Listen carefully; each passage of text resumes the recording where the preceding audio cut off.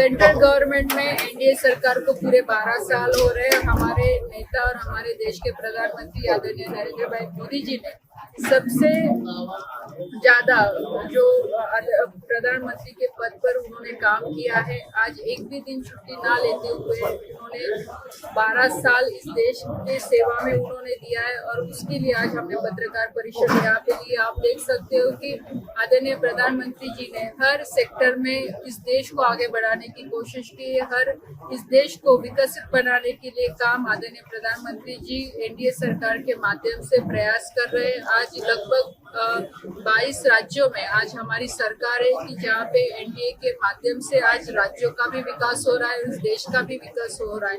आज north east रहे, अंडमान निकोबार रहे या कन्याकुमारी रहे, साउथ इंडिया रहे, आज देश के हर राज्य में हम विकास कैसे ले जाए और उन राज्यों का विकास कैसे बढ़ पाए, इसलिए आदरणीय प्रधानमंत्री जी ने हमेशा से कोशिश की है। और आने वाले सालों में भी, आने वाले 25 साल में इस देश को बदलने जो प्लानिंग है, जो विजन आदरणीय प्रधानमंत्री जी का है, उसे साकार करने के लिए एनडीए सरकार पूरी तरह से काम कर रही है। अल नीनो का जो असर है महाराष्ट्र पे या देश पे, किस तरह से आप देखते हैं?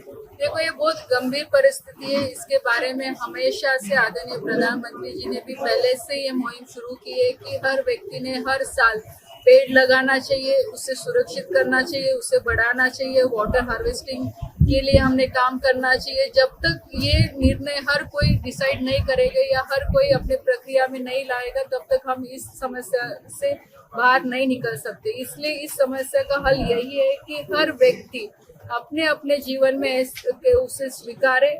ज्यादा से ज्यादा पानी की कैसे हम बचत कर सके, एनवायरमेंट को हम कैसे बचा सके, ज्यादा से ज्यादा हम पोल्यूशन फ्री हम कैसे रह सके, इसके लिए प्रयास करना जरूरी है।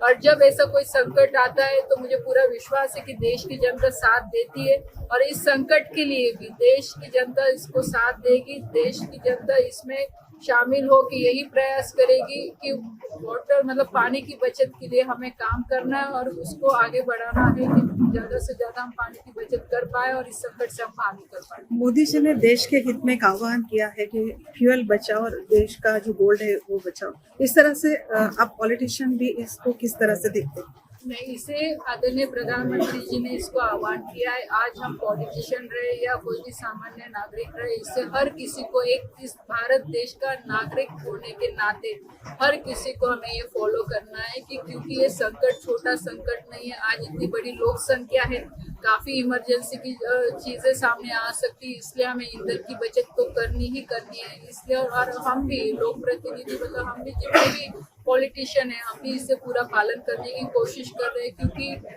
जो आह्वान आदरणीय प्रधानमंत्री जी ने किया है वो देश की जनता को किया है, तो उसमें देश की जनता में हम भी आते हैं। 18 तारीख को यहाँ पे चुनाव है, किस तरह से आप देखते हैं? 18 तारीख को यहाँ पे एमएलसी का चुनाव है और हमारे महायुति की तरफ से उम्मीदवार नंदकिशोर महाजन है।